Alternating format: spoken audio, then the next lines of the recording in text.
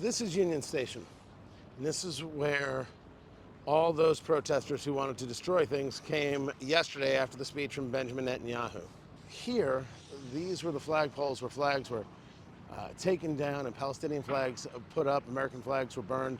They've already been replaced. This statue in the memory of Christopher Columbus, where they painted, you could still see the remnants of that red triangle, and they painted Hamas is coming.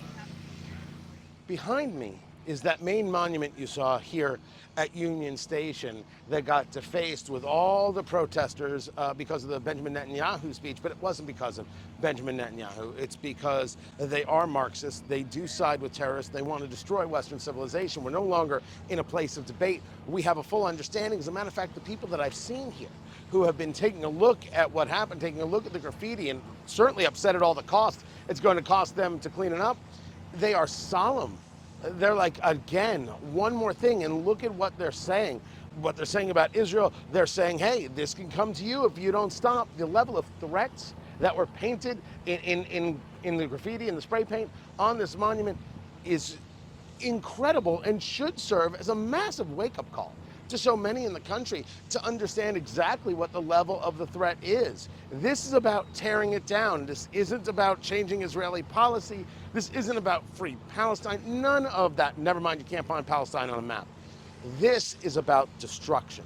Pure and complete destruction. That's what all of this is about. What's amazing, as I'm talking to you right now, there's just a guy sitting, listening to music, wearing a keffiyeh, hanging out like it's an average Thursday, not a care in the world, maybe read a book, maybe go have a lemongrass smoothie later.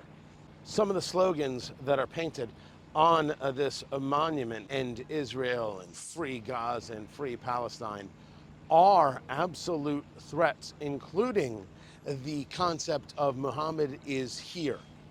So there is a lot to take from what took place in Washington, D.C. on Wednesday night after the speech of Benjamin Netanyahu. The cleanup has already begun because they certainly don't want, when people arrive at Union Station, for this to be the first thing that they see. I don't think it can be said enough, the level of threat that this is, the level of violence that we've been seeing on these subjects, and most importantly, do we still have a place where Americans don't think that this is a threat to them, wherever it is they live?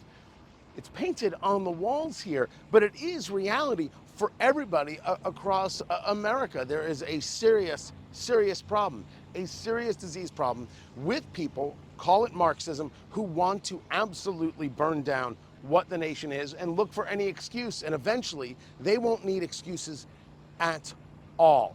It's been a very, very good trip to Washington, D.C., seeing the speech of Prime Minister Benjamin Netanyahu, the Prime Minister of Israel. Don't forget to check out everything I do at TonyKatz.com, and you can hear me on the radio, all the radio dials, and of course, in my home of Indianapolis on 93.1 FM WIBC.